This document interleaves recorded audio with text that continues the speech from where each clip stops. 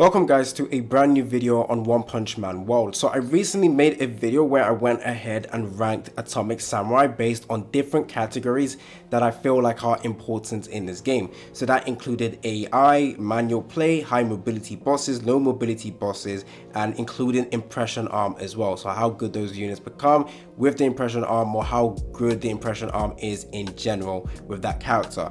So hopefully you guys find this video helpful, because I will be doing the same thing for Saitama, and then I'll do it for also Metal Knight, Genos, Atomic, well I've done his, Silver Fang, Zombie Man, Speedo Sound Sonic, Terrible Tornado, and so on and so forth. Only for the S-Star characters though, because I don't have time to test out the SR units. So I was previously wrong with Atomic Samurai when it came to his AI. I did a bunch of testing, and yeah. Anyways, my ranking goes from triple S tier all the way to C tier, triple S tier being the best. You know the drill.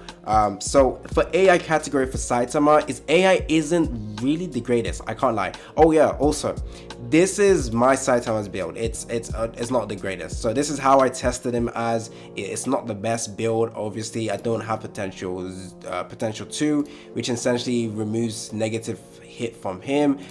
So my Saitama might not be the best build right now, but I think I get a general gist of how good he is. So in terms of AI control, the AI is decent. I wouldn't say good. So obviously, like I mentioned, triple S tier being the highest, and C tier or D tier being the lowest. So when it comes to AI control for Saitama, I had to go with A tier, simply because I think overall you can get consistent damage from the AI. Like no matter which enemy you're going against, Saitama will always do consistently good amount of damage.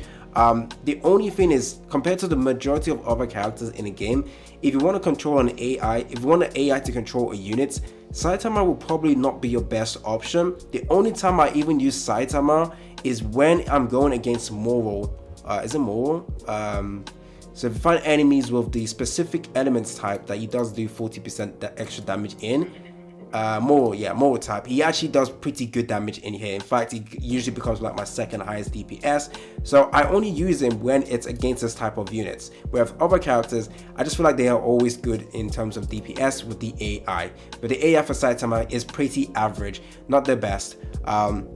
Maybe I'm a little bit downplaying the AI with giving it only A tier, but sometimes even S tier, I think. It's just not the greatest though, from what I've noticed. But the AI knows when to use his third skill, which is when he goes into his resonance states. The AI knows to basically drain as much as possible and then use the third skill again towards the end of his state, which allows him to do maximize the damage overall, which is pretty good. So the AI isn't necessarily that bad. If it was bad, it would be like B tier. Saitama, you don't, well, like I mentioned before, there are certain characters you want to place in certain positions, but Saitama is a character you want to place anywhere, literally. It doesn't really matter where you put him. Saitama will always do like consistent damage wherever you place him, even if the AI, based on the AI, like I said. So obviously I don't have his impression on, maybe its damage will scale off even higher.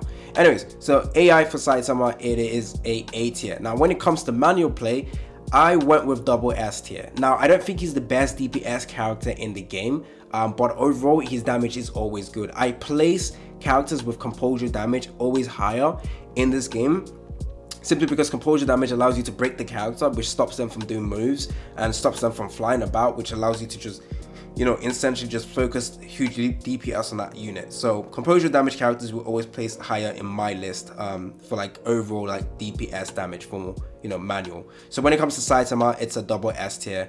He's really good though, like really good character, top 5 in the game. You definitely won't find him to be a bad character to use. And for high mobility bosses, Saitama has the ability to dash really fast and really far, which is really good for him. Especially if you go into the resonance states, or whatever it's called, the hot blood resonance state, he dashes a lot faster as well.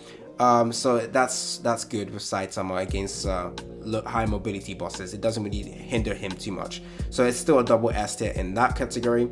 Now for low mobility bosses, nothing bad about that as well. So double S tier as well.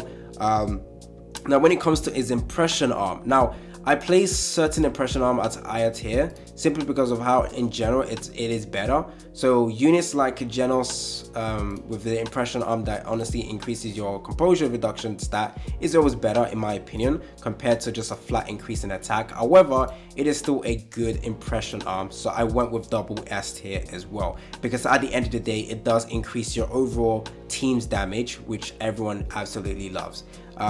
So yeah, double S tier as well with its impression arm.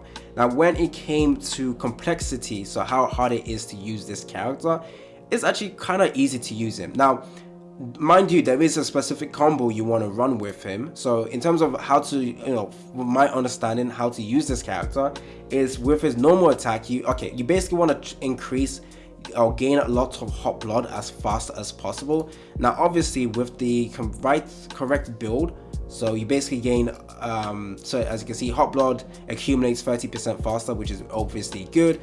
But with his skill, if you take a look at his normal attacks, they have like special attacks that increases your overall hot blood points that you can get. Normal attacks will only give you 6.3 points, which is actually pretty good. Well, you have to deliver 6 strikes and you get 6.3. There's, as you can see, special attacks.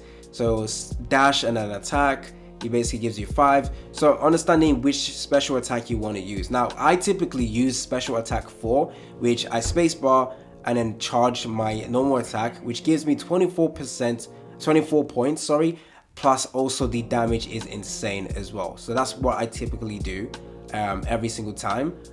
27 is also really good, so that's what I do. So I get a lot of points from that, and then I also obviously use the special attacks from his skills as well.